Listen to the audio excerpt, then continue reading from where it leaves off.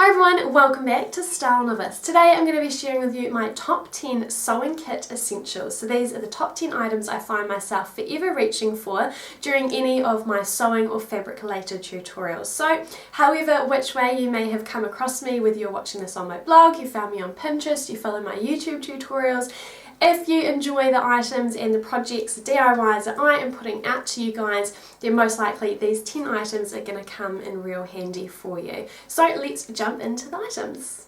So I'm going to go through these items semi in order of how I would use them throughout a sewing project. So the first item on my list is a measuring tape. Now a measuring tape is a key item for your sewing kit for a number of reasons. A, they tend to come with centimetres on one side and inches on the back, which you'll find a lot of patterns use one or the other, sometimes both. It's handy to be able to measure in both forms. B, it is long, much longer than any ruler that you'll find to easily navigate a large piece of fabric. And lastly, C, it is super flexible, so it's awesome for measuring around awkwardly shaped objects like furniture or bodies, ladies, because if you're into internet shopping, you need to know your measurements, and this is what you need it for. So the second item on my list is sewing chalk. Now I've got this triangle block of chalk here, but they also come in pencil and pen form and not always in white. You can get other colours as well. I like using the chalk because it doesn't need sharpening. There's always one sharp corner to use at any given time. Maybe it's lazy, but you know, this kit is all about making sewing easy. So after you've measured using your measuring tape, you're going to want to mark out where you're needing to cut or any other measurements or seams. So that brings me to my third item, a ruler. Now this one in particular is just a 30cm old school ruler that's been sitting around in my stationery drawer for years, probably since school.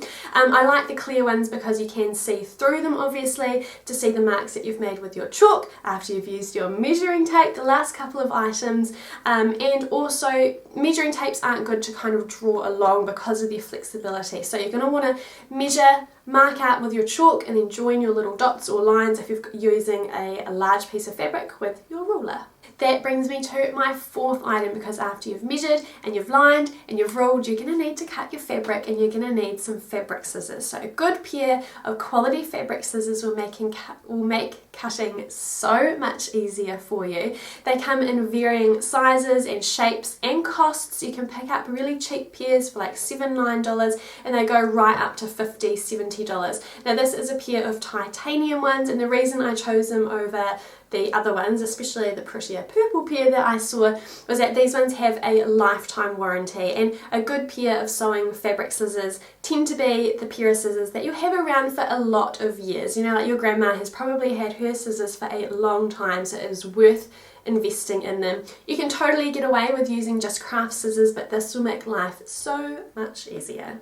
So next, as part of a project, you've cut out your fabric, you're now probably wanting to pin some seams, which brings me to sewing pins. Now if you want to check out how to make your very own DIY pin cushion like you see mine here, be sure to check out the link below, and I may insert it somewhere here for you to watch.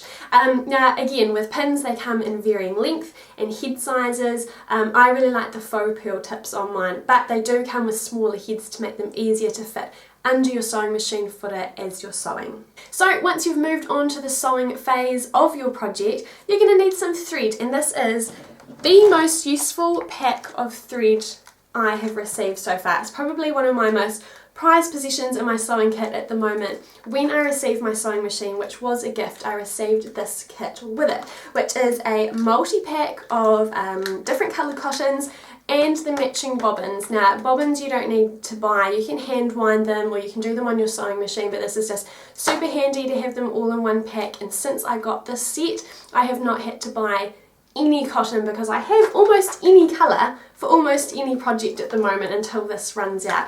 It's also the same brand as my sewing machine, which does help a lot. The cheaper threads that you buy at the craft store can be brittle, they can break easily, and I just found I was spending way more time re-threading my needle in my sewing machine than I was actually getting any sewing done. So if you can't splash out on a kit like that, I'd suggest at least having a black cotton, a white cotton, and perhaps a navy or a denim blue.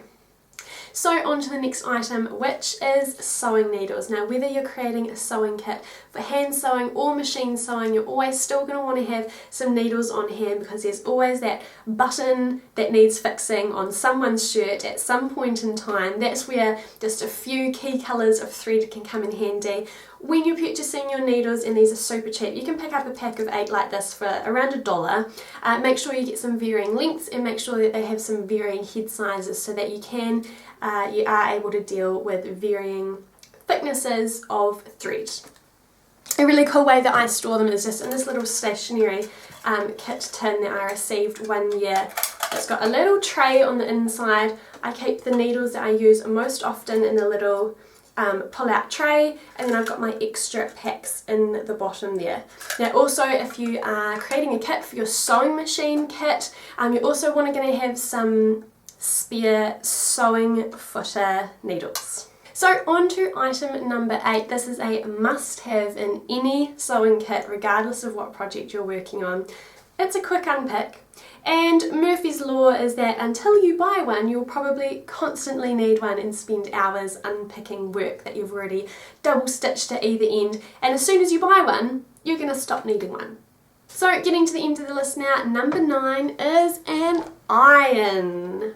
So like baking, I kind of look at sewing like a bit of a science, okay? The patterns are there for a reason, the sizing is the way it is for a reason, the hems and seams are the size they are for a reason. So you want to be working with flat and even fabric. So that brings me to number 10, my last and final item of my sewing kit essentials, a sewing machine. You don't have to have a sewing machine to have fun doing sewing projects. In fact, I only received my sewing machine as a gift back in January for my birthday when I started getting really into sewing. Yes, believe it or not, I am just a beginner sewer, so any of the projects that I'm putting out, I'm not doing anything too fancy. Anyone can do these. They are beginner level projects that anyone can give a go, so have the confidence and give them a try. So when it comes to sewing machines, there are lots of options out there. You can pick up cheaper new ones these days, but you can also pick up really good old ones secondhand, and the old ones tend to be the better ones, to be honest. If you are buying a secondhand one, I would recommend, as I said before, make sure you always have spare needles, because there's nothing worse than one snapping in the middle of the project and you don't have any spare ones. And also, especially if you're buying an older one that doesn't come with the accessories, a lot of them come with a quick unpick and a lot of them will come with a zipper foot, but if you've bought a second-hand one and it didn't come with one, I would also recommend investing in a zipper foot.